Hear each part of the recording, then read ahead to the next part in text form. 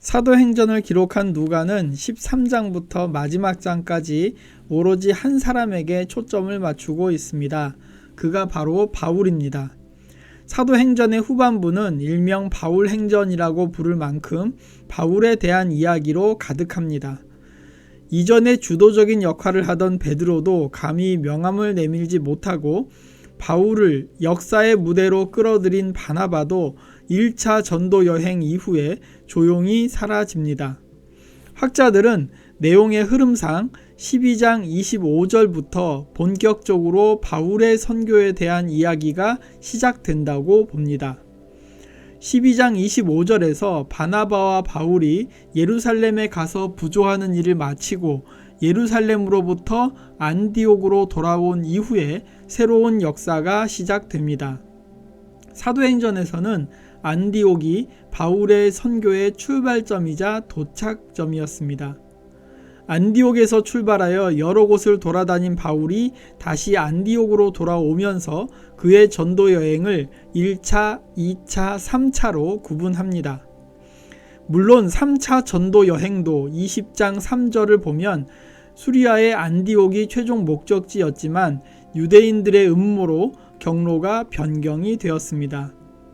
이렇듯 안디옥은 사도행전에서는 바울 선교의 중심 거점이었으며 상당히 중요한 역할을 차지하고 있습니다.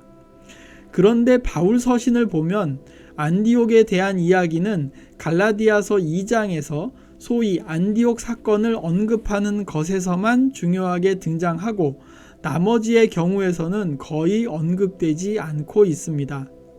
솔직히 안디옥이 바울 선교의 출발점이긴 했지만 도중에 바울의 선교를 위해서 지원했다는 이야기가 없습니다. 사도행전에서 중요하게 부각되는 안디옥이 왜 바울 서신에는 중요하게 부각되지 않을까를 놓고 수많은 학자들이 머리가 뽀개지도록 연구하고 있습니다. 안디옥이 바울 선교의 거점이라는 사실이 너무 당연해서 바울이 편지에 기록하지 않았을 수도 있습니다.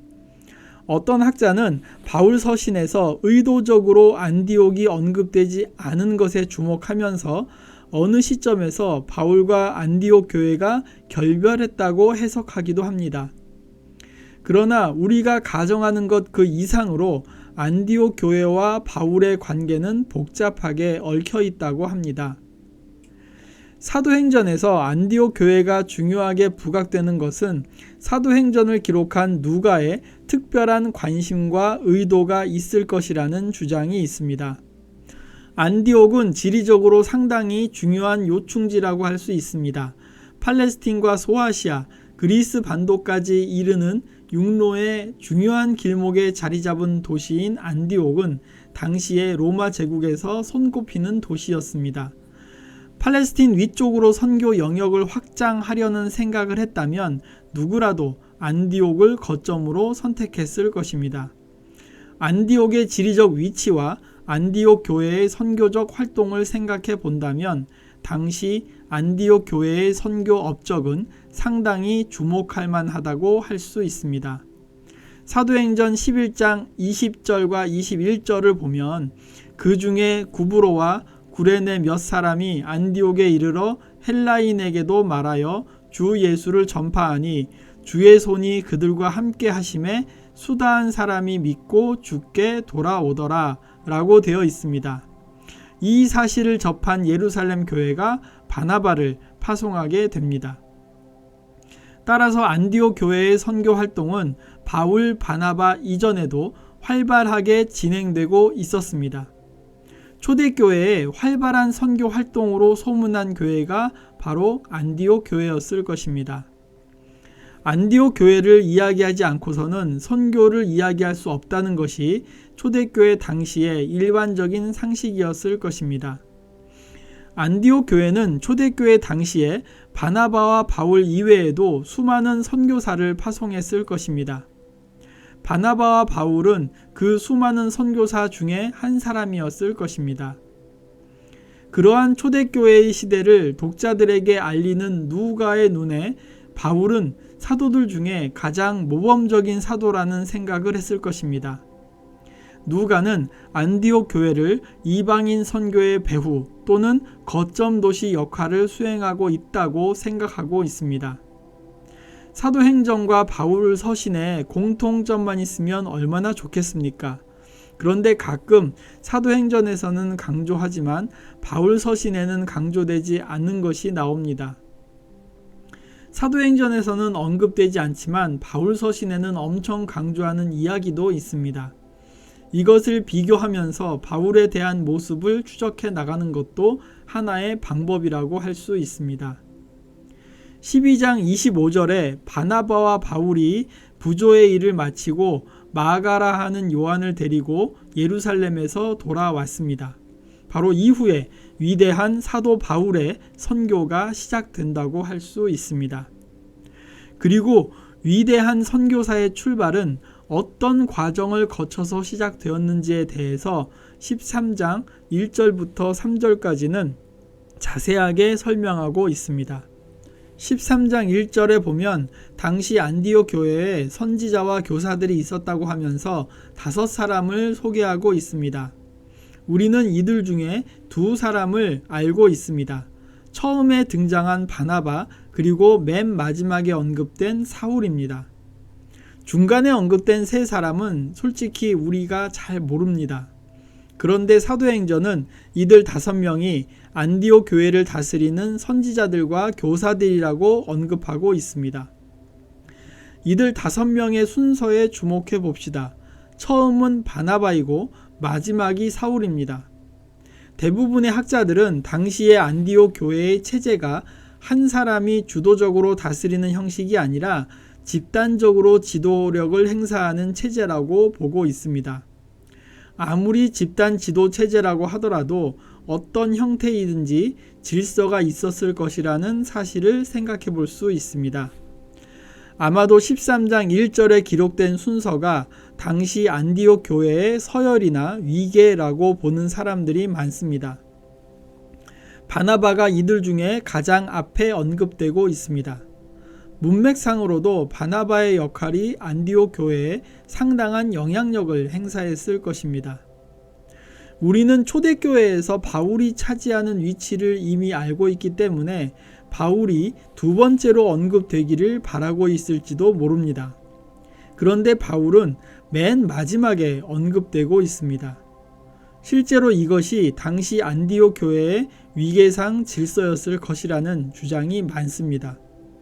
그런데 한편으로 그런 위계의 순서라고 할지라도 누가는 바울의 이름을 맨 마지막에 언급하면서 그 다음에 이어지는 이야기의 주인공이 바울이라는 암시를 하고 있습니다. 맨 마지막에 언급되는 단어에 우리의 무의식은 반응하고 있습니다. 우리는 실제로 여러 이름이 언급될 때 맨 처음과 맨 마지막은 쉽게 기억하지만 중간에 언급되는 이름은 특별하게 집중하지 않으면 쉽게 잊어먹습니다. 누가도 대부분의 사람들이 처음과 나중을 잘 기억하고 중간은 쉽게 잊어먹는다는 사실을 알고 있었을지 모릅니다. 그래서 독자들을 위한 배려로 중간에 3사람은 기억하기 쉽도록 별명이나 애칭을 붙여줍니다. 어쩌면 초대교회 시대에 바나바와 바울을 제외한 사람들은 그다지 많이 알려지지 않았던 것 같습니다. 2번째로 언급된 니게르라는 시므온은 어떤 사람일까요? 니게르라는 말이 라틴어로 흑인을 가리킵니다. 이 단어에서 영어의 니그로가 나왔다는 것은 상식적인 사실입니다. 이것을 생각해 보면 니게르라는 시므온은 아프리카 출신이라고 볼 수 있습니다. 예수님 시대와 연관지어 생각하기 좋아하는 사람들은 이 시므온이 누가복음 23장 26절에 등장하는 예수님 대신 십자가를 지고 골고다 언덕으로 간 구레네 시몬과 동일 인물이라고 생각하기도 합니다. 3번째로 언급된 구레네 사람 루기오를 봅시다.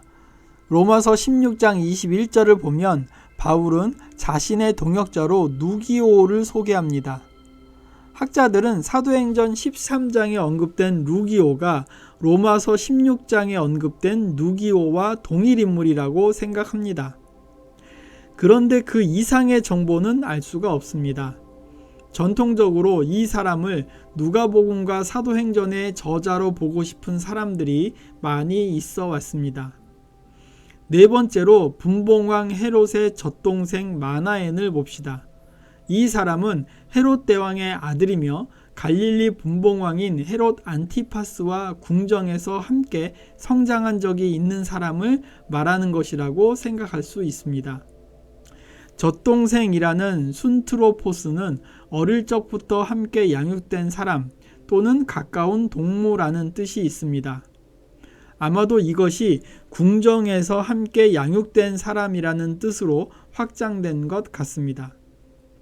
이런 사실로 보아서 당시에 유대인으로서는 상당한 지위와 배경을 가진 사람이었을 것이라고 추측하고 있습니다. 이러한 사실을 공공연하게 말하고 다닐 정도면 둘 중 하나입니다.